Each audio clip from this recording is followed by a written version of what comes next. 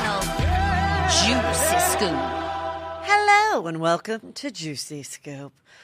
Well, we've got a big show today. I've got Dr. Drew, but more importantly, Kravis is married. Yes, the couple whose tongues are entwined for now a lifetime, hopefully. It is official. They are in Vegas. They were there for the Grammys. They stayed an extra night. They got a third night free, I guess, and went down to the little chapel with the Elvis impersonator, got married. Courtney's sharing like 10 photos. 7 of them are making out from their event of getting married. She just had a little thing of roses, hair in a pony, sunglasses for most of it. He wore sunglasses throughout the whole thing, it looks like. Leather jackets. And, I think it's really kind of interesting because how does it work? Like, I wonder, is the pressure off? Is it almost like now if she has a big wedding, that they film for the Hulu show and all the kids are there and everybody's there. I wonder if maybe she just knowing herself is like, let's just get married because it'll make planning the actual wedding so much more fun. I'm curious to hear from people that have done that. Does it make it less exciting or less pressure or more about the fact that you have already committed and it's not leading up to this big moment of like the olden days of, is the bride going to run away? Is the guy, someone going to object? Like there's none of that. So, it's interesting because I remember that one of the first times I met Courtney, she told me about how she was the one who found out that Kim got married to her first husband in Vegas when she was like 18, that somebody alerted her to it and she found it on the internet and was like, oh my God, found her marriage license. And, it was a big issue for their parents and everything that she did it that way. But this is a totally different story. They're both have kids with other people. They're madly in love. And I think it's really great. So then there was a couple articles like, oh, the marriage license isn't 100% or there's no prenup. All of that, we don't know. And I'm sure a Vegas situation, they can get a post-nup now or whatever, and it really won't matter. The point is they let the world know that they're committed to spending the rest of their lives together. And now let's really have a big fancy wedding with the sisters being bridesmaids, the kids all in it. I'm ready for it. I'm ready to see that. Erika Jayne not having a great week, you guys. So I'm going to explain what's going on with this lawsuit as good as I can. So Erika Jayne is named in a $50 million racketeering lawsuit. This guy, Edelson, he is the attorney that was the local representation in the state of Illinois. Their partner was Tom Girardi's firm to represent plaintiffs in the horrible plane crash situation. They got screwed. Their firm got screwed. Their clients got screwed because they did win all this money. Tom Girardi's firm took all the money and never gave it to them. And so now we're at this place where their clients have gotten the money because more lawsuits that were in the works, the Girardi firm won. And with that money that's come in since this whole story broke, their clients got paid. But now that Edelson firm is suing Tom Girardi along with his son-in-law, his daughter's husband, who was a partner, a couple other partners, Erika Jayne. There's several people in this involved in the law firm. And what Edelson is claiming in this lawsuit is that he believes this is a Ponzi scheme kind of operation. He used those words on Kate Casey's podcast that I just listened to. She interviewed him directly. And, the question is, okay, we see why he's naming all these people. But this is like a racketeering case, a fraud case. This is basically, he's saying they ran this law firm like a Ponzi scheme for the last 10 years. And he believes all these other people, not just Tom Girardi, knew what was going on. And they got to this point because they've discovered so much stuff. I assume now that it's been out there for a year and a half, 2 years, I assume many people have come forward and said, I've got more information now that I feel safe that I can speak, because I think, if you worked for them, if you worked for Erika, they knew how litigious and how powerful and how revengeful they were. So I think they never wanted to speak about them. But I think since all this has come out, they probably have a lot of information. He also said they subpoenaed a lot of footage from Bravo that wasn't necessarily used in the show that we've seen, but extra footage that they're going to use, in which they believe she knew what was going on and was accepting money that she, I guess, might have been aware of or not. But there's evidence of her accepting money, is what I'm assuming from not being a lawyer, but reading it, that was actually that were actually clients' money that was stolen from them. So now her defense could be, again, I was a dancer. I was a performer. I met Mr. Girardi. I told him it's expensive to be me. He knew that. He let me spend whatever I want. I didn't know. I knew what he said. One of the things he said was there was a moment, I don't remember if it was on Watch What Happens Live or the reunion. I want to say it was Watch What Happens Live, where this actual legal situation with Edelson came up. And it was before the LA Times article and everything. And Erika said, not relevant. It's already been settled, and they apologized. And so that's a blatant lie. So it's like they're saying, how many times has she lied on camera, maybe lied in the show? Is she going to lie once she has to actually answer questions in a deposition? And but again, if you're going to take it that she was just that wife that got to spend whatever she wanted and never asked questions where it came from, he may have also, Tom Girardi said, if anyone asks about that, we already settled it and they apologized. Okay. I don't think she was like, can I see where they apologize? Can I see where they apologize, Tom? No. She's like, let me pat the pussy and get on my way to Watch What Happens Live. I don't know. But I'm thinking if they bothered to name her, there's going to be some very questionable things that they found, whether it's emails, texts, I don't know. People coming forward, people who've worked for her, people that were paid out of one fund versus another, from a hairdresser to, that's where it's going to get really interesting. However, I don't know how much we're going to actually see of this juicy stuff on the Real Housewives of Beverly Hills, because actually it's kind of been dead as far as Erika Girardi news these last 6 months that they've been filming. Of course, then the show will start airing. I heard it was airing May, not sure if that's true. And then at the end, then they'll do the reunion. So a lot could happen. They may throw in other extra episodes at the end if this gets really juicy. I don't know where it is, but I know they had the quote unquote final party in which Kathy Hilton did not attend, and that Kathy Hilton is stopped filming halfway through. And there's the big controversy of what happened in Aspen, that there was something that she, the rumor is that Kathy said a derogatory term in which was not caught on camera, but that Erika and Lisa Rinna have witnessed it and have talked a lot about it. And that's going to be the new, Aspen Gate story. I don't know. So there we go with that. So we'll see what happens and how she reacts. And if she ever does just go, hey, again, I did not know this was going. I did not. Oh, get into my voice. I didn't know this was going on. Okay, I've been through a lot. Tom's house was broken into, and it was snowing, and my son came, and the car rolled 4 times. Actually, 14. So it was. I've been through a lot. No, I don't know what's going on, Sutton. I don't know what she's going to say. It'll be very interesting to see. But, one thing she could say is I'm furious too. How do you think I feel? I was told I could spend all this money.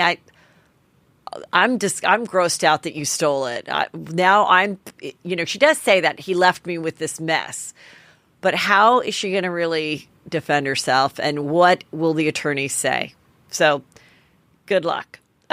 Speaking of other legal news, so Britney Spears' attorney just was in court fighting the fact that Lynn Spears, her mom, is asking that the Britney Spears estate pay Lynn's attorney's fees, which is up to $660,000.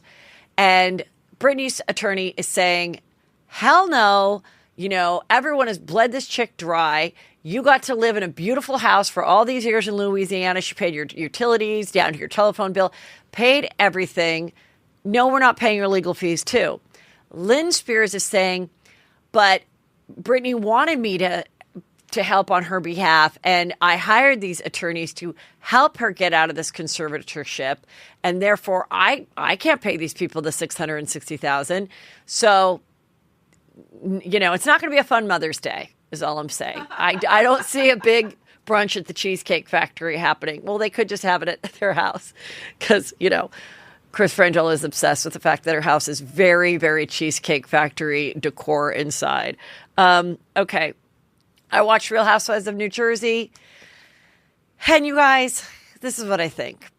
Listen, sometimes people's lives are boring.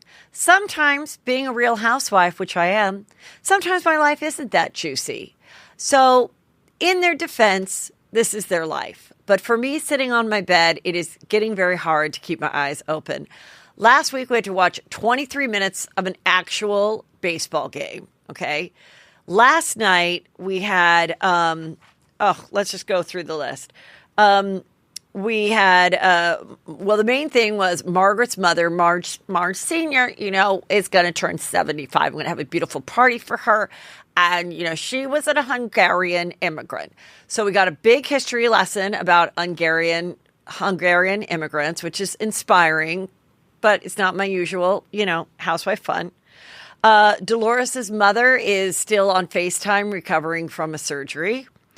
Melissa's daughter is had a knee issue from cheerleading. We didn't know if she wanted to cheer again, but she is at least going to therapy or going to a workout class, which we got to see. Melissa constantly embarrasses her daughter. She goes, "Oh, we had a pool party here yesterday with I forgot the daughter's name with my daughter and all of her." What? No, Melissa's daughter. Oh. Anyway. Oh, yes. So, yeah, we had a party here with Antonio and all her friends in skimpy bikinis. So then Antonio was like, Mom! Melissa, do you not get this? Now her friends are going to be like, we just watched the show last night. First of all, we were not wearing skimpy bikinis, or that is so embarrassing, or why would you say that? And And so, and then the new girl, Tiki Barber's wife, no one knows her name, and Tiki Barber, they come with their cute little daughter, and they have like the shortest lunch ever. Tiki's dying to get out of there. The little girl got her suit on and then never went in the pool. I kind of felt really bad. Anyway, the little girl, she's got a tutor for kindergarten. Now we're literally have 4 minutes left of the show, and we finally get to the Hungarian party, and all the guys make up, and Marge dances, and Marge Sr. dances, and Marge gives a nice speech, and that's it. The only juicy part of the entire episode was next week's episode, where they're in Nashville, and Louis is there, and Teresa's there, and Teresa accuses Margaret at a big table saying, I think you put out the rumors about Louis. And Marge is like, you're diabolical. You're a disgusting human being. I didn't put out those rumors, which she didn't. They were all out there. He's got an ex-wife and 2 ex-fiancés, 2 of which are named Vanessa. It's out there, okay? And she is like, ugh! And she throws all the drinks on Marge, who's wearing a white dress. So you're like, oh my God, this is like some really good cinematic things. Like, to say, it's like in movies where like the person's wearing a white dress and then there's like a shootout, like the end of Boogie Nights. The guy's wearing a white suit and he goes to the donut shop. Sorry to ruin it for you. There's a shootout in it. But anyway, it's like, wearing white.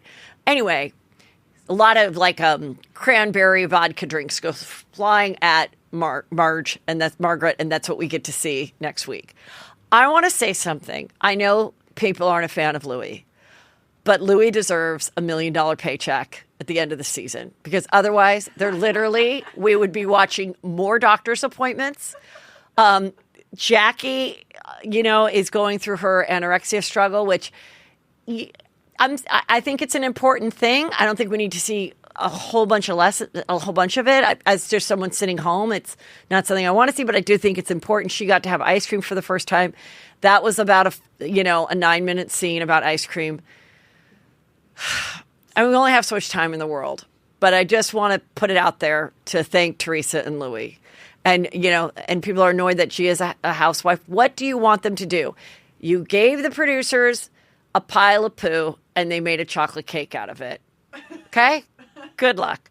I also want to tell you guys, I think it's time. It's the Lenten season, okay? It's Easter. Do your Christian service. Why don't you share this episode so easily with a friend? All you do is take your device that you're listening to this on your iPhone, and you see where the description is. In the right-hand corner are 3 little dots. Just tap that. You're going to see share episodes. Tap that, and all of your best contacts are going to come up. You can email it. You can text it to a friend. Send it to a friend. Change their life.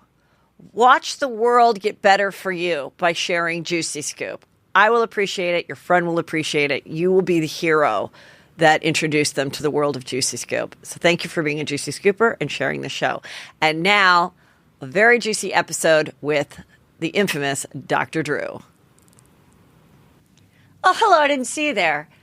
But you see me because you're watching this. But have you subscribed? Have you told a friend? Have you liked it? Have you copied the link and texted it to someone you love or you just feel like being a nice person to? Please do that. It keeps us going. So if you like watching Juicy Scoop here on YouTube, subscribe, like, and share. Hello and welcome to Juicy Scoop. I have one of the original Juicy Scoopers, a real friend, Right. Dr. Drew Pinsky. Good to see you. Husband, Yeah. father, Making me sound better than I am. podcast host, radio host, Oh doctor. yeah. You know what? My wife everything. Susan will kill me if I don't put. I'm the least promotional person in the world. So let me get that out of the way because I will forget. Please go to drdrew.tv and watch the streaming show that my lovely wife produces and participates in. And don't forget Dr. Drew After Dark, which is very popular at drdrew.com. You get it there. So thank you. There you go. You have a lot going on as always. So, there's a lot to discuss. Yes. And one of the things I put out to my Juicy Scoopers to discuss with you is something I've noticed because you've been doing these TikTok videos and stuff. And I think so many people have been throwing the word narcissism around. I Right. think I've gained a greater understanding of it in like the last year. Good. Of people talking about it. It's a big topic. But it's So a here we big go. topic. It's a Yeah. big topic with celebrities. Yeah. And I feel like some people use it a little. It may be being used too much. It is, yeah. Along with gaslighting. Gaslighting. And so I kind of want to go through all of that. All right. But my first thing with narcissism is I didn't really understand what it was. I was at Chelsea lately. You came on as a guest. Mm-hmm. You had a book in which you could take a test. Correct. About your narcissism. Yes. So, and right away, I think Chelsea was like, oh, Heather's going to be like off the charts or something. And when I took it, I didn't score high at all. That doesn't surprise me. And one of the things that stuck out to me that makes me kind of understand it the best, because I think sometimes people think it's a vanity thing. Vanity is a feature, a symptom, but it's not the thing. Yeah. Like wanting to look cute. Yeah, vanity can be with or without narcissism, right? Right, yeah. You have some vanity without narcissism, right? Yeah. Yeah, vanity's not bad. But it was just, I remember one of the questions that then made me, when I looked at the people that scored high on it. Chelsea. Yeah, it was, yes. And As I and recall. even this other guy that I really enjoyed and stuff, was the question, do you think you're the smartest one in the room? Oh, yeah. And I thought that is so interesting, because it's like, yeah, I don't think I'm the smartest one in the room oftentimes, and certainly I want to get other people's opinions and all that. But when I think about people that I do believe fall into the narcissistic realm, that's a big one. I know everything, and I'm right. And it's a forced choice questionnaire. So the other question against that is something like, people like my advice and come to me often. Something like that. So it's almost the same thing, but one has a narcissistic flavor to it, which is, I'm the smartest person in the room, that's it. Got it. And people that choose that and stand by it and don't see that as kind of whatever, that's narcissism. That's a feature of narcissism. But here's what I want to tell a little story. Yes. So I started working in a psychiatric hospital in 1985. And when I was first there, I ended up working there for 3 decades and took over their addiction services and their medical services and things over the years. So I spent a lot of time really working a lot there. And at the beginning, you fill out these sheets, these diagnostic sheets when people came in. And axis 1 is the mood disturbances and the bipolar and that kind of stuff. Axis 2 is the personality disorders. And when I first got there, I'd read these things, and there'd be personality disorders would be all over the place. Dependent personality, obsessive-compulsive personality, paranoid personality. Around 1988, I noticed it started shifting, where most people were the narcissistic disorders, which are called cluster B. Borderline personality, sociopathic personality, narcissistic personality disorder. And by the mid-90s, everybody had that. That's the only thing you saw. And it was then from then on. So why this sudden shift? And narcissism is not a common thing. At the beginning of the middle of the 19th century, they debated whether it existed. It's not that common, but it's a common outcome from adverse childhood experiences. And now I think people understand that divorce, domestic violence, having a parent in prison, substance use in the home, these are ACEs, adverse childhood experiences, and they result in narcissistic strategies to adapt, to survive these situations. And so the first thing I want to say is don't think about these traits, these personality traits, as all bad.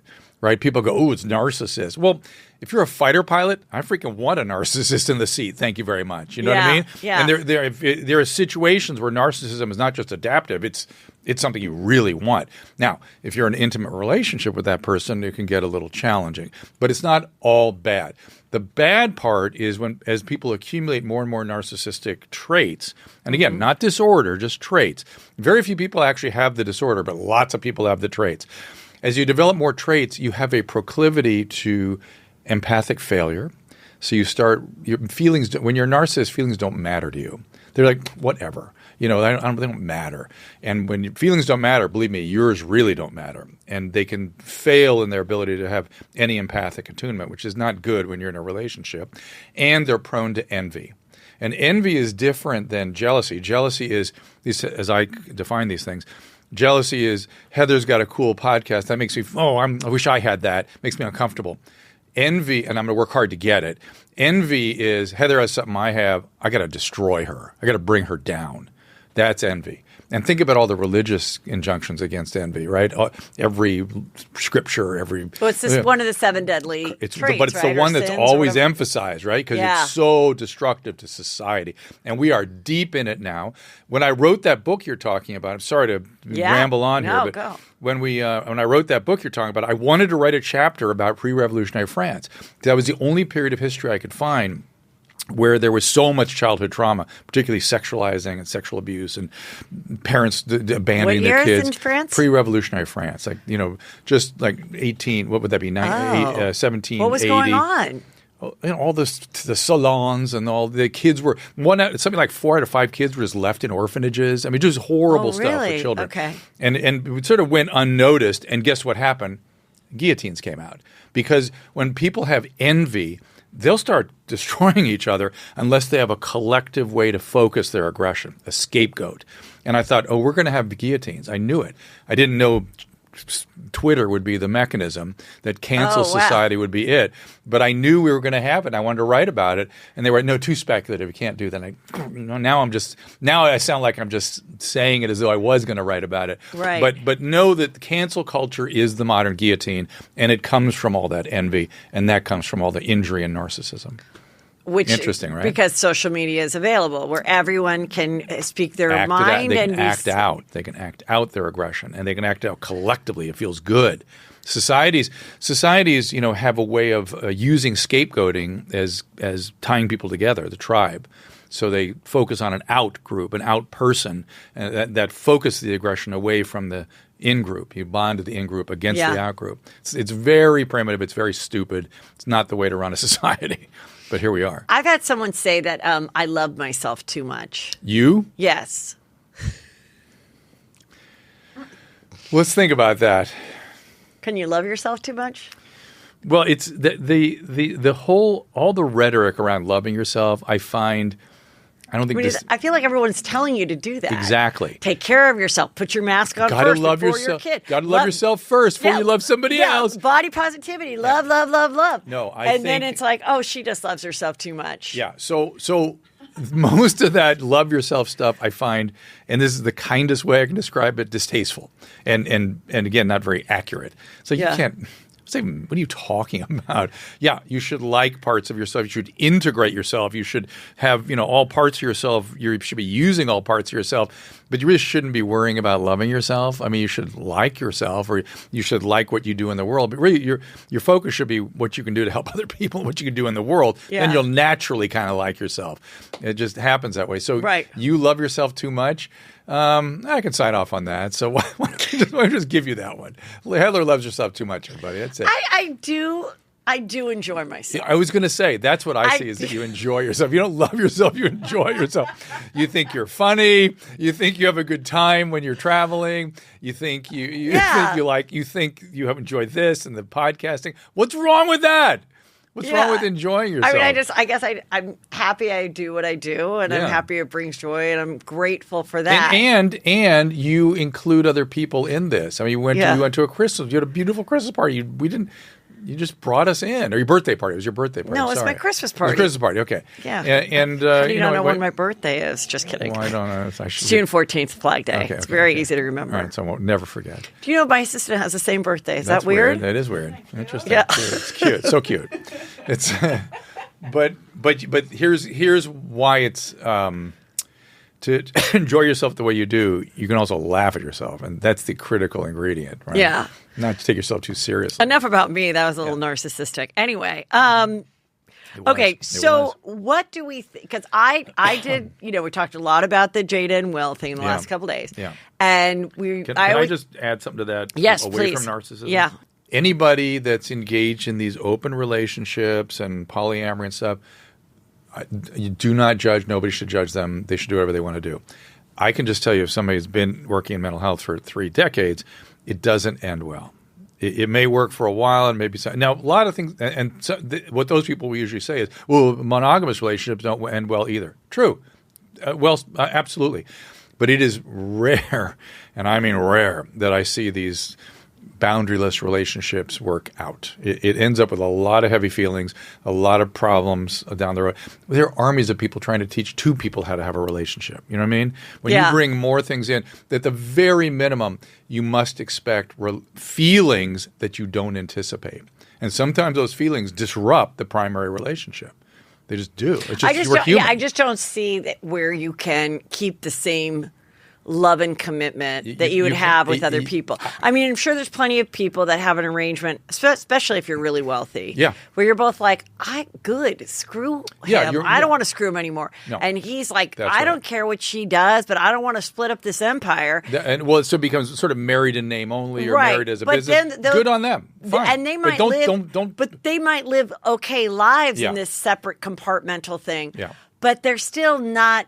They still are like not in love with that person in a way of like true commitment, or one or both are actually lonely, Right. That usually ends up like Ozark, when things sort of get weird. But and I'm being facetious when I say that. I don't mean that literally. But I would say, though, that these independent lives, fine, good on them, whatever. But don't then advertise this as a great thing. Because that's the opposite of a really good love relationship. Now, if you want to advertise it as a way a marriage as a business can operate, okay, that's fine. But it's not the thing that a lot of people are looking for, which is real intimacy. And that requires time and commitment and passion and friendship. And you have to feed that all the time. And to move it, to let it separate or bring other people in, it just gets very wonky very quickly. Well, I'm thinking about, Kylie and what's his name? Travis Scott. And they had this big Women's Wear Daily, or what was it, Vogue? I don't know. They had this big article in there that actually got pulled from the shelves in the aftermath of Astroworld. And it was, beautiful shots of them. Some people got the magazine and it got out. Mm-hmm. And it was beautiful shots of them and artistic and everything. She pregnant with her second child, Stormy, though they've never been married. And it was basically like, well, we're committed as a family, but we're not together. I don't know what that means. I think what it was. And then they'll say, oh, I don't need a piece of paper to do that. No, but I think what it meant, and this is just me analyzing it as like what I see, is I think they really are in love and a couple. Mm-hmm. But I think they say that because if he gets seen with another woman, or it gets out, or he does a concert and some chicks come back to the hotel and those girls share it on Instagram, whatever.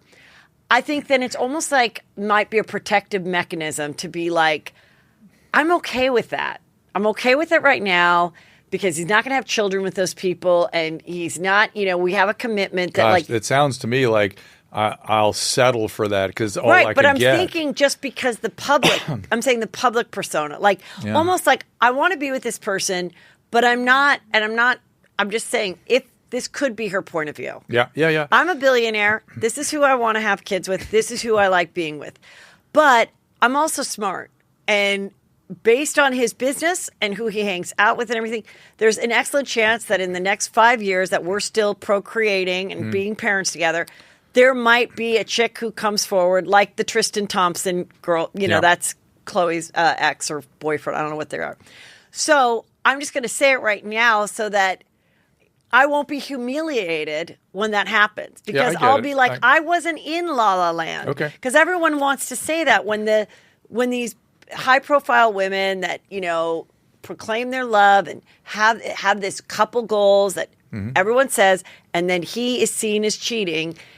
The woman is so humiliated and she's like, oh my God, I wouldn't have cared if you cheated. But now that the world knows, I have to break up with you. Mm-hmm. Like if you would have just had a wild Vegas night, I really wouldn't have given a shit. How about they not do that? How about they actually commit? I know, but I'm saying I just wonder. To me, that's the part I just wonder when you get to the stratosphere of like we don't know billionaires and movie stars and rock stars, and it's like I really want this person, but I'm not. The chance of him never cheating on me. My experience in 2022 and his business and everything. Yeah, my experience though has been. When I see these people in professional settings and the door is closed, they're exactly the same as everybody else, want exactly the same things, and are pissed and heartbroken when they don't get it. That's it. Same. You mean when their spouse isn't when they're let loyal? Down? Yeah, when they're let down. Same, exact, everything the same. Now they settle for all kinds of things, and then what makes somebody settle? That's the stuff you're talking about. I think. Yeah. But and then they'll say, "Oh, marriage is just a piece of paper." Please tell me any other contract we have that you don't use a piece of paper. Marriage is a contract, and it's the only contract you make with society to stay committed to that person. And it makes a difference when you sign a contract. You think about it. You get through stuff you wouldn't otherwise get through if you didn't have your name on a sacred contract. It's so absurd when people go, it's just a piece of paper. Yeah, like every contract. Every contract is a piece of paper. Yeah. So give me a break. Let me just point out. So my 2 points about this thing. One is that kind of relationship is extremely stressful. It is very stressful, and people get very spun emotionally. That's just a fact, number one. Number two, the other fact is when somebody behaves in a way that violates normal behavioral boundaries, I've seen lots of those folks too. When you go in the room and shut the door and find out what's really going on, it's way worse than you imagine. Way worse. Whatever causes somebody to act out in a public setting where any reasonable person would go, no, this is the Academy Awards, get up and punch. There's a lot more going on than we know, a lot. And whatever goes public, he's entitled to his confidentiality with that. But the reality is, I promise you, much different than we're ever going to know. Yeah. Yeah. And, but no, I just said, sometimes it can be, and now there's a lot of shift blaming on Jada. So I don't want to blame Jada for his actions. Okay. And his actions, we're hearing that he wasn't always a delight on set. He wasn't always a delight at home. Did you see his interviews around his book when he came out and talked about the horrible violence in his home? Right. And he said, I'm not the person. Will Smith it reminded me of Bruce Jenner going, I created this character and inside I felt like a woman. Yeah. It reminded me exactly of that. He said, Will Smith that that's not me. You don't know who I am. Wouldn't that be amazing if Will Smith came out as a woman? No, I'm not saying it didn't. I know, but I just thought that would be fun. It would be fun, but that's not what I was talking about. Right. But it would be fun. It would be fun. It did remind me of Bruce saying that because when Bruce talks about that, Yeah. it breaks my heart. When Caitlin talks about it. So, Well, I mean, when people, and like looking back, and he was on the Red Table Talk. I just saw this clip today. Everyone's pulling up these clips, and he says, on your 37th birthday, he's there with his mother-in-law and Willow, the daughter, who's like, 18 or something. And of course, Jada. And he goes, when it was Jada's 37th birthday, the next day I said, I'm going to plan the 40th birthday. It's going to be so epic. I spent 3 years planning it. And, it was going to be this and this place. And it was gorgeous and everything. And he goes, and then Jada didn't like it. And I said, why didn't you like it? I did this all for you. And she said, no, you did it for you. And then Willow goes, and the grandma goes, oh, whew. And I was like, so you. I mean, I just thought that was so mean. And also that the three women were all like, that's because there must be a load of shit underneath that we don't know about. Right. I mean, I don't know. You can either say that she's a really heartless narcissist, which I don't think so. I think when women are at their wits' end with men, that's how they behave. When men just are unresponsive to years of complaints, and that's the way women behave. Yeah, and I also think and I said this on Nightline, the couple goals thing. It's also a lot of pressure for these couples. Yeah. Like just, we are for not only for society, but for Black America, couple goals. Like it's just so much pressure. It's unfair. Like, I mean, I feel that way about Chrissy, and a lot of people don't like Chrissy Teigen, but the Chrissy Teigen, John Legend, the cuteness of their family and their dynamic and their fun that we see behind, on Instagram and stuff. I'm like, God. I worry that, and I've even said that, I worry about sometimes these couples wanting to get out, and literally the pressure of the world keeps them in a bad marriage because they're like, I just don't think I can let down the world like this. It's too much of a pedestal that you've put me on. But to be fair, I mean, people have done that for their families forever, and this is the same kind of sort of satisfying people other than yourself sometimes. And sometimes that's good, and sometimes that's bad. But so that's and you were saying what you and Josh said about what was it that Josh said? Josh talked a lot about, that was that slap actually just like, the anger towards his situation at home, or what was that all about? And I said, sometimes it's not always the man that's the narcissist and the toxic person. Oh, yeah. Sometimes it can be the woman too. And that's why I wanted to ask you, so what in narcissist, what are the traits that are different between a narcissistic woman and a narcissistic man? The narcissistic, well, first of all, narcissistic female are less common. They usually manifest as a narcissistic disorder called borderline personality disorder. And when women become sociopath, which does happen, they are very dangerous.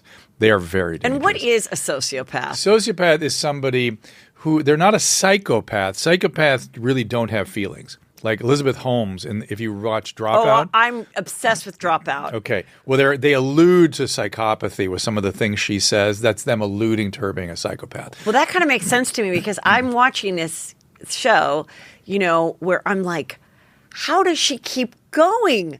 Knowing that this doesn't work. Right. What is she thinking? That it's just one day she's going to walk in and the lab's going to say it works? Or we'll pivot to be a different kind of business now that we've got all this money, or who knows what she's thinking. Yeah. But the key is she doesn't have feelings about it, right? She remember at one point she's talking to Sonny and she goes, I don't feel things. I know I don't feel what normal people feel. Do you remember that scene? And she goes, I know I love you, but that's about it. And I thought, oh, there it is. That's psychopathy. Because psychopaths literally don't have a functioning part of the brain where feelings occur. That's different than sociopath. Sociopaths have lots of feelings, but they don't care about you except to the extent that you can meet their needs. So you're just there for their enjoyment and happiness. They'll exploit you. They'll abuse you. They don't care. They don't care. They have total empathic. They're capable of empathy, but they just don't. It's all about me. It's all about me. Narcissists lose track of feelings. They don't. That's why women don't make narcissists very often. Usually they do feel things. Like it's hard for women not to feel things. They have this big corpus callosum, so you're attached to this the right side of your brain, which is more holistic, bodily based, feeling connected. And what you get is this borderline disorder, which is actually embedded in chaotic relationships. It's part of the disorder, is that you can't tolerate closeness very well. And the female narcissist, the male, becomes a leader and is very self-assured, and they build a big what narcissism fundamentally is. So let's talk about what the fundamentals are.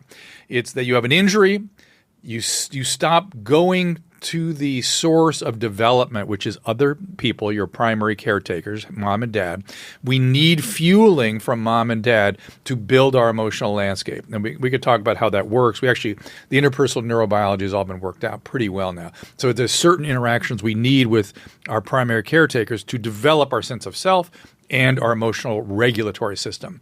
When we've been injured narcissistically, we exit that frame and we stop going where we need to get that developmental fuel. And we start looking for ways to feel better in the environment. And one of the ways is to collect from the environment things that make you feel bigger and better and more secure and more invincible. And that's the pseudo-self on top of a very injured core that narcissists develop. And that pseudo-self can be big and obnoxious. And it can be, and because the emotions. And what do you mean, like gaining fancy cars and things, or what? More like, Weinstein would be a good example of a severe narcissist. I don't think he was a sociopath. He just don't care about other people's feelings, and you want to keep getting from the environment. You need a constant refueling of things to make you feel big because you've been injured and you feel small inside. Speaking of Weinstein, I just watched the Playboy documentary, 12 episodes on A&E, and a lot about Hugh Hefner, and it really came out that he's a full-blown rapist, according to these women who shared their story. And I just wonder, because I was like, does Hefner get to heaven? Like, are there people like him that, because this became such a routine to just take a girl and give her a pill and have sex with, like a Cosby, whatever, and it becomes so, do they literally even know that they are hurting someone? No, I would say they typically don't.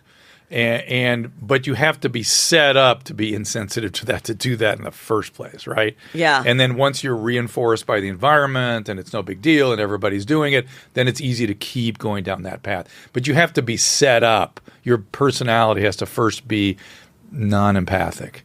You have to not appreciate the impact of your behavior. Right. They don't. And the fact that they do it ongoing, I think, is more the social context for it. It's very deeply disturbing when you think about it. That was the whole sexual revolution was built on that bullshit. Right. Ugh. I know, it's just crazy when you think, and just how it affected the women so much, throughout their entire life. And the men never really were aware of it. They didn't acknowledge it. Yeah.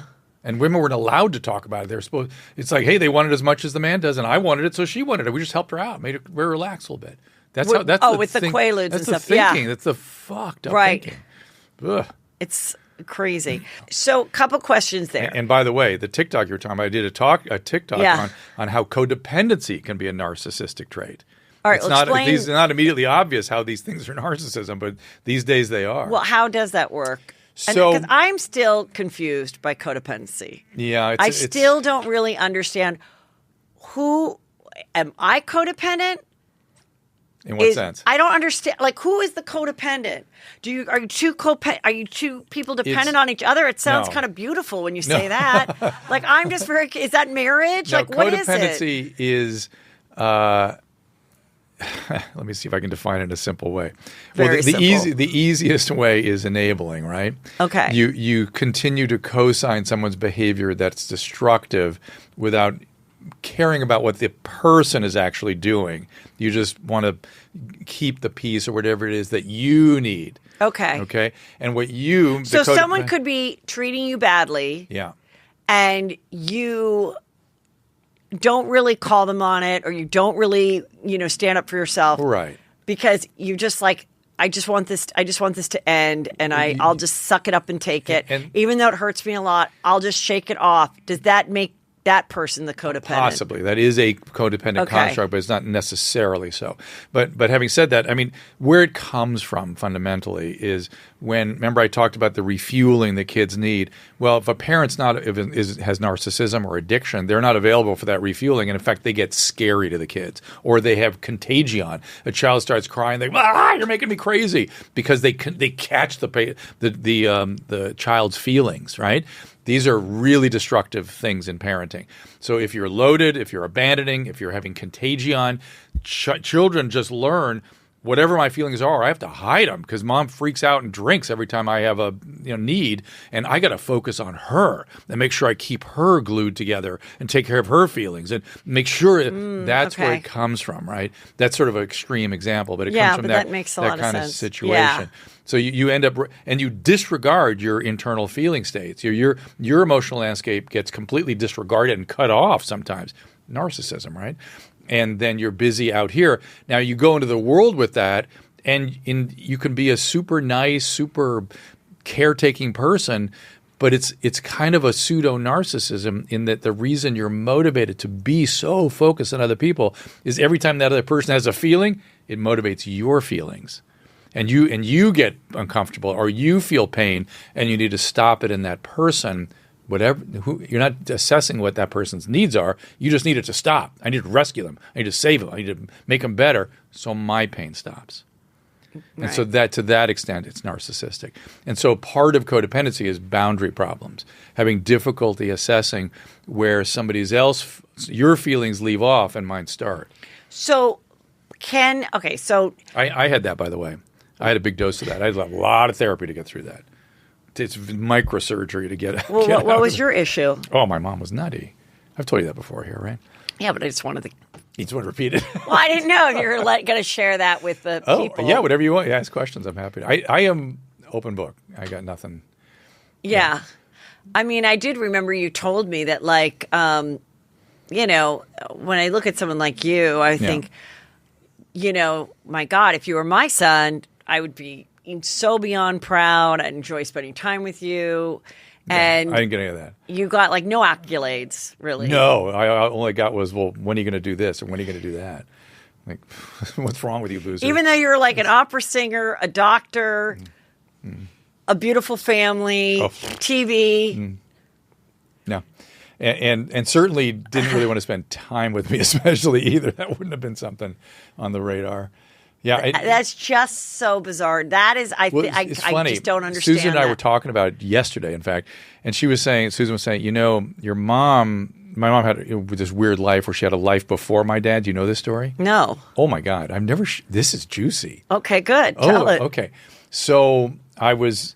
Let me just remind myself to comment on what Susan said yesterday, bring it all the way home. Okay. So I was on the radio, the guy I wrote the Narcissism book with, and he is a fan of film noir, right? Mm-hmm. And he was curious about what I did on Level, and he started showing up with me and going in with me at work. And one night he goes, I was telling him the story. My mom was in films and was in a lot of 50s television, like Highway Patrol. Oh, she was an actress. She was a opera singer. Oh, wow. Who ended up sort of being a singer for big bands. Okay. And got picked up, I think, by Columbia Pictures and did a bunch of Johnny Weissmuller films, and then a bunch of always playing always a villain in Highway Patrol and all these old TV shows. Yeah. She did a lot of that stuff. And regaled me her whole life with stories about Carolyn Jones and Barbara Eden and all her friends and Anne Bancroft. These were all her friends, blah, blah, blah. Yeah. Fine. Interesting. Love, I admired that. I actually was sort of, I liked hearing about that. Well, my friend who I wrote the book with was there on the radio one night. And during the break, he comes in, he goes, "Oh, I found a website dedicated to your mom." I go, "Oh, really? Interesting." Because in the early days of Google. Yeah. And he goes, Lean Sansbury was they left Philadelphia, age 18, married Will something, 60-year-old silent film star. And I was like, wait, when she was 18, she married a 60-year-old? Yes, silent film star. And you had no idea? Knew nothing about it. Zero. Was married to him for like 14 years or something. Knew zero. And I was like, well, that's interesting. And my friend Mark was like, what, you don't know? I go, no, never, ever. This gets juicier and juicier. You want to keep going? Continue, yes. Okay, all right. So I was like, okay, fantastic, interesting. I had a weird reaction. I went like, somebody owe me some money? He's a film star? She was wife number 6. at 18, something terrible must have been going on at home to leave Philadelphia Right. to come out here with a 60 or 55-year-old, whatever he was. He was wife number 5 or 6, an elderly gentleman, came out here. And I found out that, and my sister, I told her, and she freaked out. And I said, my mom was like 85 at the time or something. I said, look, she made it this far. If she wants to take it to her grave, let her do it. Don't do that to her. You know what I mean? I mean she's like Don Draper. So then, she was married to him for 14 years. Something so then, like that. 12 so years, at like 14 years. whatever, 33, Yeah. 34, then she got married to your dad? Yes. Okay. But hang on, it gets better. Yeah. So fast forward a month, I'm doing something. Corolla and I would go out and do these shows. And we were doing one at a big theater in Santa Barbara, and we had a meet and greet beforehand. And this woman comes up to me and goes, "I have to make an amends to you for my grandfather." And I'm like, "What? Your grandfather?" She was married to my mom. He was married to my mom, to your mom, and her stepson. Where did this come from? Was my father. So my mom had a stepson, which I didn't know about. And and she goes, he lives in Stockton, he's a retired dentist. Here's his phone number. I went, fantastic, I will call him, which I did. Okay. And so she was his mom for 10 years. And then if you want to know narcissism, because my mom has kind of a mixed disorder. But one day she sat him down, she goes, "I'm leaving," and he never saw her again. The stepson. To a child, to an 15-year-old or wherever he was. Yeah. Yeah, that's an appropriate reaction. Yeah. Like, you did that to your stepson, never spoken of again, never saw him again. And he didn't have a lot of feelings about it because his dad was a jerk, apparently. And he was so funny. He goes, "Yeah, every Sunday night," he goes, "they would have a party and they'd drink a little bit. And this couple would come every Sunday night for years. The gentleman was a character actor. You've seen him. I didn't recognize the name." And he goes, "But the woman," he goes, "I don't know. Maybe you've heard. She played Granny in the Beverly Hillbillies." And I'm like, "What?" Irene, what's her name? Irene? I don't know. I was like, I watched that show my entire childhood. She to talk about Barbara Eden, never mentioned this woman that she saw every week because it was too close probably to all this. So it was probably on stuff. in your living room. Constantly. That was one of my favorite shows as a kid. And this was a woman she knew really well. And every week they were in their house. Do you think they were swingers? Irene Ryan. Yeah, thank you. No. I thought you were going to get to that part. No, well, I'm not sure I want to hear that, but so you remember Susan had her, Susan had her, think of my poor kids, all the shit we talk about, the Susan and I talk about, and you've put on the hot plate a couple times. So you proud of yourself? Shoot. Oh, so Susan had that psychic show, right? Yeah. And she, without announcing it, she brought my mom in twice, right? Yeah. One was what's the name of very famous male psychic? She had him in this one day. Tyler Henry? No. Before old school. John, I know who you mean. No, not John. Van. Not John. Van. Yeah. This psychic Van Prague. Von Prague. Yeah. Van Prague was there. She's on the phone. He doesn't know who he's interviewing, and he goes, first thing he goes, "We're going to go more than an hour. We have to." No, it's fine. You go ahead. She just has to let me know. I know. I understand, but I'm just saying, don't. Yeah. This is too good. Okay. My mom comes on the phone. It's Van Prague, and he goes, first thing he says, he goes, "Your husband's here." And she goes, "Oh, hi, Mort," my dad's name, and he goes, No. He says he's your first husband. And my mom goes, "Nope, no such thing. I know what you're talking about. I know what you're talking about." Right? Because just she never told you. Total denial. But you and Susan knew. We knew at that point. Okay. She came back 6 months later, different psychic, the exact same thing happened. And she just went, "Nope." And the psychic got insistent. And she's like, I don't know what you're talking about. I don't know what you're talking about. There's no such thing. That's actually so funny. Because Yeah. I remember I asked a psychic that once. Yeah. I said, okay, what if, you don't want to see You your dead uncover husband something. in heaven? Can Yeah. you, Yeah. escape him? Yeah. What the hell? And I don't think anyone really knows that unless you get to heaven. But you can do what my mom does, just deny it. And it reminded me of Don Draper in that scene when he was in the psych hospital with Peggy, and he goes, "You don't understand. It just didn't happen." And that was her mindset. It just didn't happen. So what Susan and I were talking about, to bring it full circle, she was going, yeah, she had all these personality problems, and she probably had some bad trauma, no doubt. But she also relinquished her career when she birthed me and already had lots of conflicted feelings about men. And I got the full brunt of that. That's what came down on me, which was you ruined my career. My husband was an asshole. Somebody abused me when I was a kid. Now it's on. Mommy dearest type stuff. Yeah. Ugh, did you have wire hangers? No, it was mostly really wild, crazy yelling. Never hitting. Like a lot of emotional abuse. Yeah, that is crazy. Yeah. Well, I definitely think there's an element, unfortunately, with, and again, just so bizarre to me, of parents being jealous of their kids. There's an element of moms being jealous of their daughters when the daughter marries really well and maybe is in a really loving relationship. Women do that. Let's be honest. Definitely with success, if they succeed in something that they felt they gave up for that person. Correct. But in my case, both of the issues with me were narcissistic, which was I was an extension of them and had no existence except what they needed me to do for them. That's narcissism, right? My dad a little less so, my mom explicitly. Wow. Whatever success I had, they co-opted, but they couldn't acknowledge me as separate and go, good job, ever. They just co-opted it as theirs. Yeah.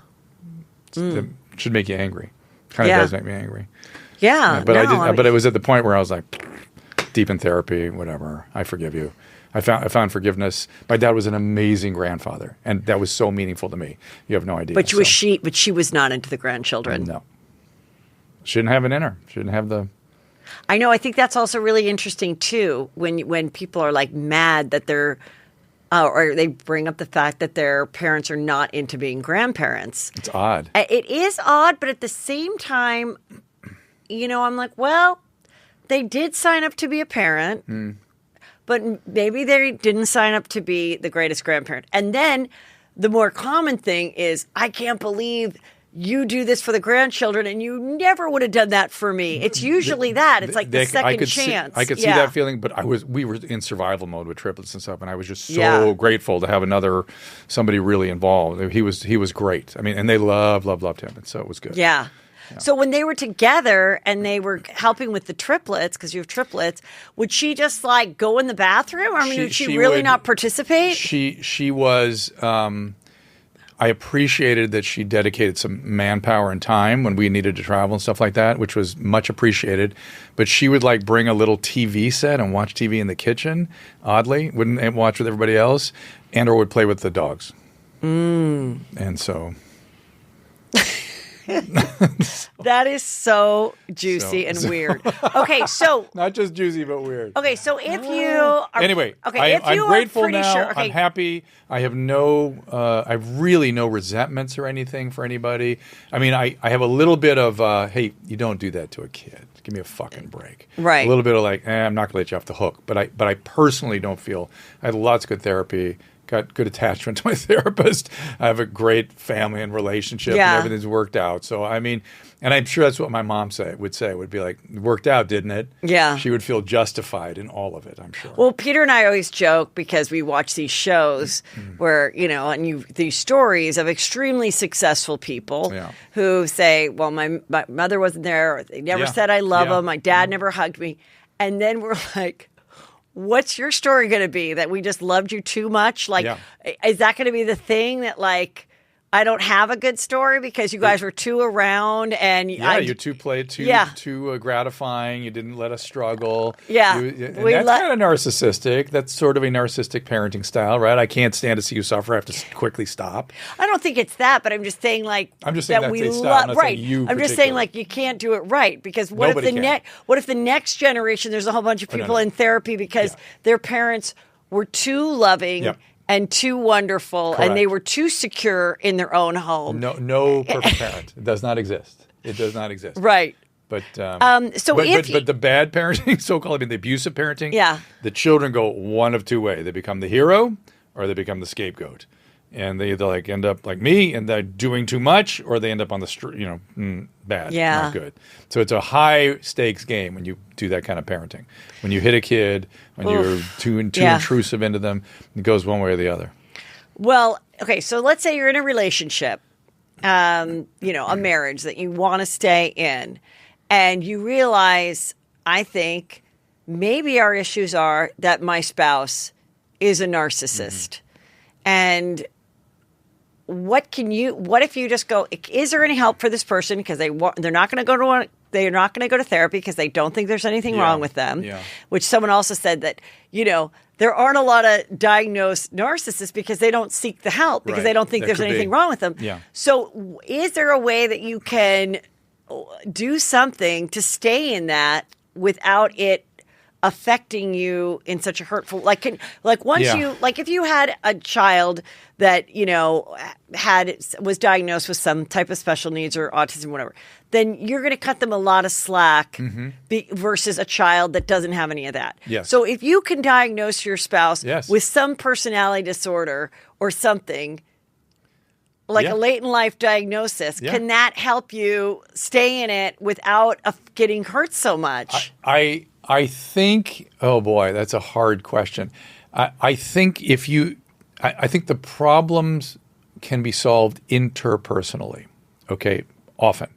Now you have to first decide, am I in or am I out? You have to really decide, is it gone too far? Do I feel completely not into this relationship? Is it too painful or not? But if you still love them, you still have passion for them, you still feel the commitment, and you feel as though it's safe enough, trustworthy enough that you want to make a go of it, okay.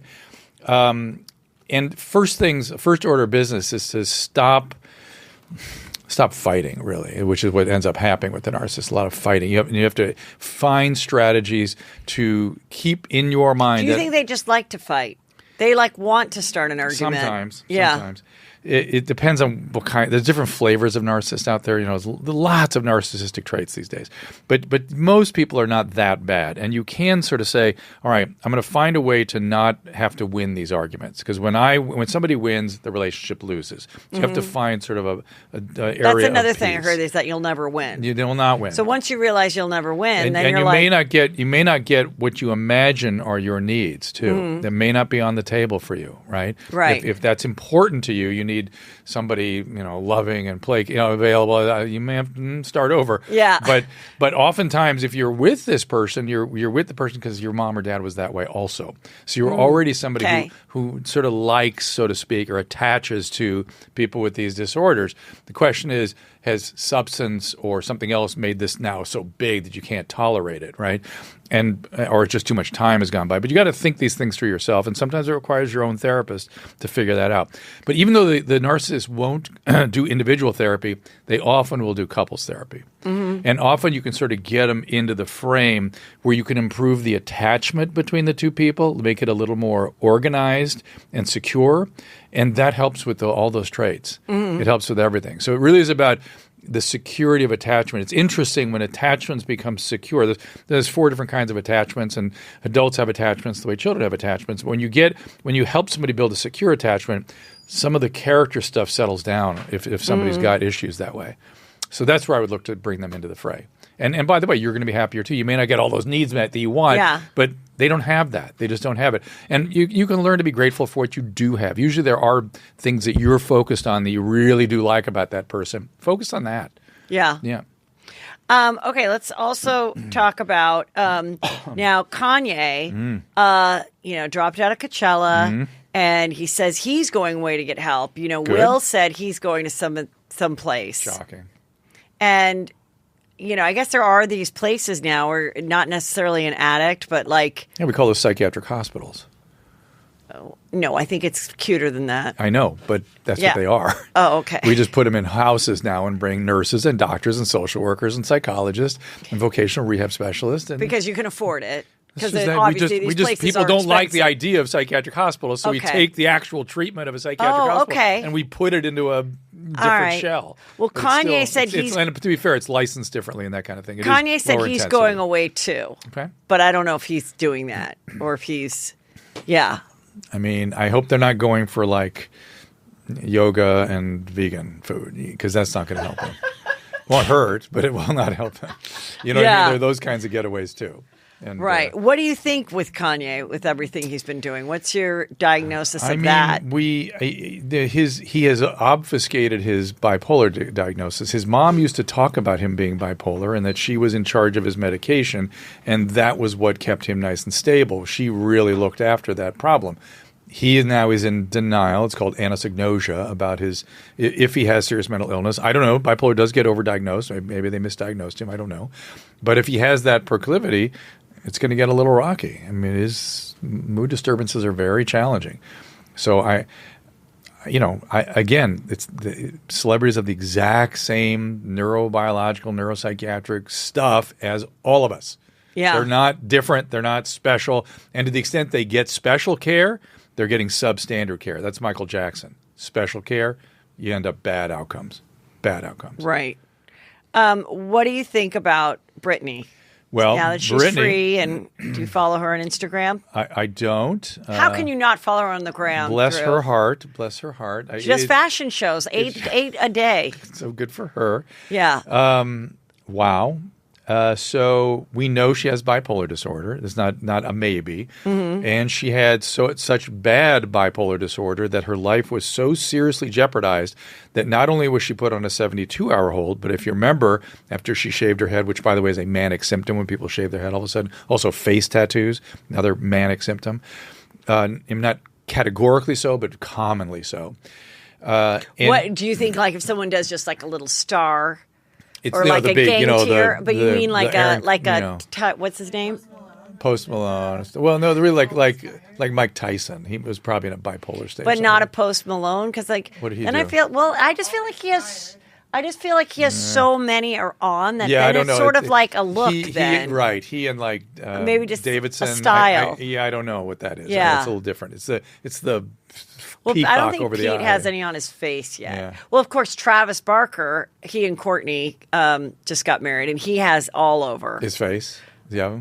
Yeah, hairline. Yeah, hairline's different. Hairline's different than face. It is. Interesting. Yeah. But anyway, hairline is more of the trauma stuff. Hair and scalp and stuff. People have trauma do that stuff. I mean, I can't imagine. Wouldn't that be so painful? Yeah. Okay. So we know that she had bad enough bipolar that she was on a 72-hour hold. Then, now you're worried about what it feels like. Yes, I just think you like yourself too much. I have no tattoos.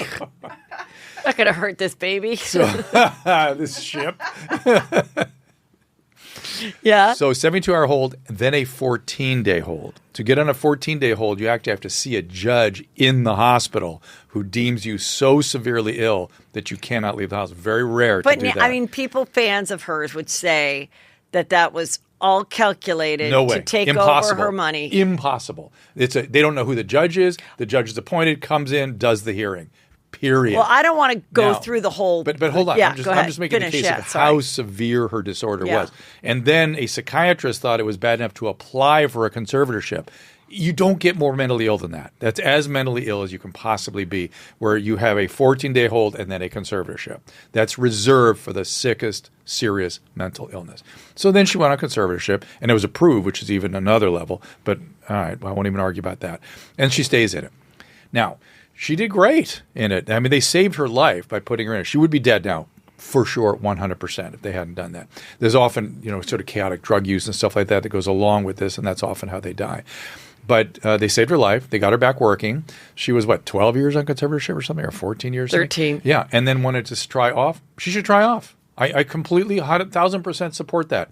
I could walk out at the Starbucks where I got you your coffee, 2 guys that needed conservatorship more than Britney Spears. Mm-hmm. Just sitting at the Starbucks. A lot of people need conservatorship more than Britney Spears. And they're at the Starbucks. And they're everywhere here in Los Angeles. And if she wants to try off conservatorship, because she's done so well, okay, give her a chance. That may not go well, but give her a chance. Why not? That's what she wants to do. I think it's going fine. I think I think it's a kind of sad that her only outlet is Instagram, and she is sharing way too much on it, in my opinion. And, she is such a talent, but I don't think she is ready or knows how to then, in the world. Go and do a show or want to do a show. Because here she did these shows for so long. And then I think she was doing so well and she had clarity. And then I think that's when she realized, fuck, why am I working? I don't get to do what I want to do, you know? And then she was like, and that's when she said, I'm not going to do this next big run in Vegas. And then all this stuff came out. Imagine you're someone who wants to produce a show with her now. Seems you're not going to be feeling very secure about it. You know what I mean? You may not put the money down to do it because. What is your prediction about her future as as an artist? I don't have no idea, but she will decompensate. It will happen. I don't know whether there'll be a mania or a depression, but something will happen. And the question is, will she get care? And will she take the care? That's all. If she takes the care and understands she has an illness and listens to her doctors and stuff. You think she will have a breakdown? She will have a decompensation. What is it called? A what? Decompensation. It's in the nature of these conditions. They get better and they get worse, get better and they get worse. Yeah. So she will have a decompensation. I can pretty much promise you. But it may not be for 10 years. And if in those 10 years she wants to be off conservatorship, I mean, speaking about like Instagram and stars, I was talking about this with Chris Frangiola. Like, it's interesting because it's now every star. And, and I was going to say, there's something wrong with you to an extent, I say, of people that want to be comedians or even want to be like actors or even get off on it. And now we have this place of the internet and everything where there's so many people that can be a star. Mm-hmm. Back in the day, there was maybe 100 stars. Yeah. Now you could be a YouTuber and this and that and make $16 million a year. Yeah. And I don't know who you are. And you can have a little cadre of stardom, just a little group of fans. All you need is a small amount, Yeah. And so then you get these stars like Britney and Madonna. The Madonna thing was weird. What was that? When she went on her it's just. What was that? But it's just interesting. She's got these butt implants and she's 6 years old and she's got this severe plastic surgery. And I'm just like, and she's on Instagram just trying to get likes. And I'm just going, my God, you're Madonna. Like, why are you trolling like the rest of us? Like, why are you so thirsty like the rest of us? Like, you're Madonna. Yeah. And I get it because it's like anything else. The immediate satisfaction of like putting something up. And I mean, we're guilty of it too. We post a clip and we're like, oh my God, it's at this. It's at this. Oh, why is this one not getting a lot of love? Well, that's interesting. Because it's the immediate of it. But it's also what it was to me, Madonna, in the first place. Right. What drove her to do that is still driving her now. Exactly. That's what I'm saying. If you still wanted it, and now it's like that's sad. And I said, and it's like it's not like someone can really take the phone away from this person. And who's going to do it? Her kids, the publicist, or the assistant that she's paying. But you know what's really They're sad? just there to make her happy. You know what's really sad is that somebody like that could probably pivot into something really interesting. Yeah. If they just really thought creatively. Well, I don't know if you know this, but Madonna has a podcast coming out. I'm just kidding. But probably. Probably. Well, but I'm not sure that. I'm just saying that she has a huge following. She's had a huge impact. People want to hear a lot of things from her. You just don't keep doing the same thing. That was that. Let's see what Madonna can do as a 6-year-old. Yeah. I don't know. It just feels to me like that's sad that they can't. I mean, well, she's got this 28-year-old boyfriend. Yeah. She, has the face of a 30-year-old now with and she's, but she doesn't look like Madonna anymore. No, but it is just kind of like, I don't know. There's something just kind of a bummer about it because it's like you thought, it'd more be like, I'm cool as shit. And I would like to just see her just not be about her big fake ass and be collaborating with young artists and be like, it's your time to shine, but I'm going to come in here and sing this part or something. Yes. Why is Tony Bennett did it demented. And I mean, I kind of feel like that with Britney, with all she does is put on these brown pumps and do these fashion shows. What's that brown pumps again you're obsessing about? Isn't that your obsession? I'm just saying all the, she just doesn't, and she does the same thing and she puts it and she does it over and over and over again. And I'm like, why aren't you writing a song or singing a song or doing something that's that? Why is it just these cheap clothes off the shoulder it's probably outfits? The immediacy of the feedback from that's what I'm saying. That's what's just. But it's like the pigeons in the Skinner box. We keep going. What's the pigeons? What? There was a famous behavioral psychologist at Harvard in the 50s named B.F. Skinner, and he had this thing called the Skinner boxes with pigeons in it, and he trained the pigeons to do things for reinforcements. Oh, yeah. So okay. I'm fascinating your crowd. So the people but here's the thing I want you to notice. Here's what I'm going to predict with Britney is you're going to start seeing more extreme makeup. That's your hint that things are going. Watch. It's going to be crazy eye, crazy lip. You think she's going to do the Julia Fox eye? What is that? She does like raccoon eyes. She doesn't wipe her makeup off. Oh, so that you're going to see more of that. That's the I hint feel like that the things are look going is south. just like I Not the put on hair my makeup necessarily. and I She might might- not wash my face before I go to bed, and then I might add a little more That's on the fine. next day. That's fine, but you're going to start Well, it's not seeing. fine. It's not good skincare. You're going to start. I mean, you learn that at like 14. I must have missed those classes. Mary Kay came to my house and said every day that you sleep with your makeup on, it ages your face by 14 days. Wow. Yes, Wonder you where she got that science. Gotta wash your face every night. And reapply our makeup. It'll cost you Yes, $20. exactly. So- Yes. But okay. Well, anyway, so keep an eye on that, and we'll see how she does. God bless her. She's sort of to me like a tragic figure. I feel bad for her. Well, a couple cheer next more questions. Yeah. Enough bummer. Enough bummer. Another big word everyone talks about is gaslighting. Yeah. You gaslit me. You gaslit me. What?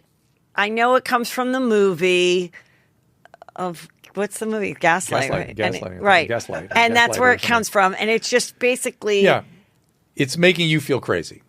It's denying reality to the point that you feel like you're doubting your sense of reality. That's really what it's supposed to be. And are people really doing this much? I mean, it just seems like No, we're overusing the term. Okay. The term has become it's gaslighting has become a ubiquitous term for I don't like what you're saying. okay. That's all it's become. It's become just so thoroughly overused that it has no longer meaning it has its original intent at all. I mean, even if a guy is cheating and the wife or the girlfriend is like thinks he's cheating and is saying this, and he's like, "What? Are you crazy? You're crazy. I was playing basketball with the Right. guys and Here's took the- a shower at the gym. Right. You're crazy." Yeah. That is he really intending to really make her think she's crazy, No, or is he he's just just- lying? he's lying. He's just He's lying. lying. He's not He's out lying. to like make her go to an No. insane asylum. Correct. Yeah. It's just a certain strategy of lying. Right. Which is And sort I of- feel like that's where it's getting a little Yeah. mushy And- there, and like I think- gray area. I think some of the sort of strategy of gaslighting is Yeah. that you keep going. You know, she goes, "Here's pictures of you with this chick." That's Photoshopped. I don't know what you're talking about. They okay. They don't They go, never "Oh, you just got admit me." it. Yeah. Never. Yeah. Okay. And there's a lot of that these days. Trust me. And what about the word triggered? When can we say goodbye to that one? I hope now. Let's put it to rest right now. Can we? I mean, I just feel like it's like everything, but it's kind of a genius word because it's like all of a sudden you're like, oh my God, I never realized that, oh my God, that's triggering me. But I mean, now people just use it so much Yeah. and they use it in a way to like make the person feel bad when actually it should make someone feel okay. Like it should be like, I'm sorry, that just like triggered a really horrible memory for me. Yeah. And it's not, but And that's then my why I'm being response would weirded. be, "Well, I'm sorry I did that, but I want to challenge you." Oh no, you can't challenge anybody. I want to challenge what you're thinking. I want to challenge your way of thinking about this. Oh, it's just So- yeah, because that's like you can't tell me. You can't do anything. That's with the other somebody. thing when someone Trigger, goes- these things all put an end to the conversation. Oh, okay, that You know, triggered me. That puts an end to it. yeah. So it's because it's not like the other part is like, don't tell me how to feel. You Right. can't deny. No one can tell you how to feel, and these are my feelings. And one thing Yeah. I did learn from the Housewives Yeah, I can't wait. is they get very upset Yeah, when someone says they're mad at some woman for something that happened at her 50th Yeah. birthday party or whatever. And the person goes, "Listen, I'm sorry if I made you feel less than. That wasn't my intention." Yeah. And then they say, "That's not what you should say. Because I'm sorry if you feel is like saying that it's not a real apology. So it should just be, I'm sorry I made you feel less than. okay. I know you felt that way. I know that it hurt you. I know that Yeah. it ruined your night. Yeah. But Trust me. when I was doing it, Yeah. I was not aware I was hurting you, and I never set out to hurt you. Is that an okay apology? Of course it is, but you know Okay. what you'd get back, which is, "Well, you should know, or you did know. You're a liar. You're always doing this." You Right, see yeah. them; they go on and on and on. Yeah. and But that's I mean, I ridiculous. always think that's like now I'm actually like, if I ever say anything, I'm sorry, I'm always like, oh, I can't say I'm sorry if you felt that way.